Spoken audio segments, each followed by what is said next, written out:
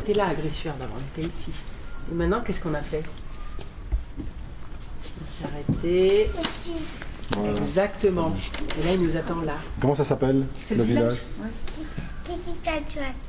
Moi, je suis née au Spielberg. Presque. Presque. Tu avais 12 jours quand tu es arrivé au Spitzberg. Ouais. Et toi, Aurore, tu sais où t'es née? Ici. À Brest. Tu es brestoise. Océanopolis, c'est donc Brest, c'est notre port d'attache. Pour nous, c'est un lieu important, c'est l'occasion de faire le lien entre notre métier, hein, d'accueillir des scientifiques à bord de Vagabond pour leur permettre de mieux connaître l'environnement arctique, puisque notre terrain de jeu, c'est l'Arctique, et puis le grand public. C'est vraiment ce qui est intéressant avec Océanopolis, mais qui fait partie du Technopole brest-tiroise, qui nous soutient donc, depuis quelques années. Et pour nous, donc, c'est vraiment précieux de pouvoir rassembler tous nos partenaires brestois sous cette entité. C'est au Groenland qu'on a passé les 3 dernières saisons estivales. Donc cette fois, Vagabond est en navigation. Quand il est en hivernage, il est pris par les glaces. Et on alterne les missions de la glaciologie, océanographie, biologie, géologie, avec des Français, des Canadiens, des Danois, des Norvégiens. Donc c'est ça qui est passionnant pour nous. Et donc actuellement, après ces 2 années tout au nord du Canada, on est sur la côte est de l'île Baffin, toujours au Nunavut, le territoire inuit du Canada. Vagabond est pris par les glaces, on le retrouvera dans quelques jours, quelques semaines. Et on est sur un gros programme de biodiversité, plancton, vie sous-marine, le bloom, les fluorescences algales quand la lumière revient. Sous la banquise, on voit la vie exploser, c'est la base alimentaire de toute la chaîne.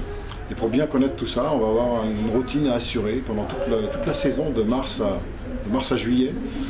Donc pour une université qui s'appelle Takuvik, qui est franco-québécoise, jumelée avec le CNRS et l'université Laval à Québec. Donc les histoires de Vagabond, ça a commencé en 99. Les 2 premiers voyages en 2000 et 2001, c'était sur la côte est du Groenland, avec un géologue qui revient l'été prochain. C'est la 5e fois que le chercheur brestois, le géologue, va réembarquer sur Vagabond pour mieux connaître le Groenland. Donc il y a une histoire, une fidélité. Hein. Donc Brest, le port d'attache de Vagabond, on avait fait en 2002 et 2003 un tour de l'Arctique comme ça, en passant l'hiver au Kamtchatka. Et puis on avait continué par le passage du Nord-Ouest, après avoir fait le passage du Nord-Est. Et donc on a été revenu en Bretagne. De 2004 à 2009, on habitait ici, au Spitzberg. On a pendant 5 ans travaillé sur un gros programme européen sur la banquise. Hein. C'était vraiment 5 ans pour la banquise, c'est le nom du petit film qui tourne à Océanopolis d'ailleurs. Et ensuite, en 2011, on est reparti sur ce côté-là, la mer de Baffin. En mer de Baffin, on y est donc depuis 3 ans. On a passé 2 hivers à Grisfjord, et cet hiver, actuellement, on est donc à Kikik-Tarjuak, un peu au-dessus du cercle polaire, sur la terre de Baffin. Alors voilà, on fait ça depuis 14 ans, mais depuis 7 ans, on a des enfants. Donc Aurore et Léonie ont 4 ans et 7 ans, presque 7 ans. Alors on s'est rajouté un paramètre depuis 2 ans sur le choix des sites d'hivernage, qui sont toujours guidés par les missions scientifiques qui nous sont confiées. On s'est rajouté la proximité d'un village, qui pour nous est l'accès à une école, une vie sociale. Elles n'ont pas choisi de vivre dans la nature, isolées, loin de tout le temps. Donc on s'est décidé à se rajouter cette contrainte qui n'en est pas une en fait, hein, parce que c'est aussi pour nous un grand plaisir de découvrir et de mieux connaître cette culture arctique des Inuits. Et les chercheurs d'ailleurs sont étonnés de voir à quel point on est intégré et on arrive à même les intéresser sur les manips qu'on fait, ce qu'eux n'arrivent pas toujours à faire quand ils sont de passage dans une région où ils vont utiliser un guide.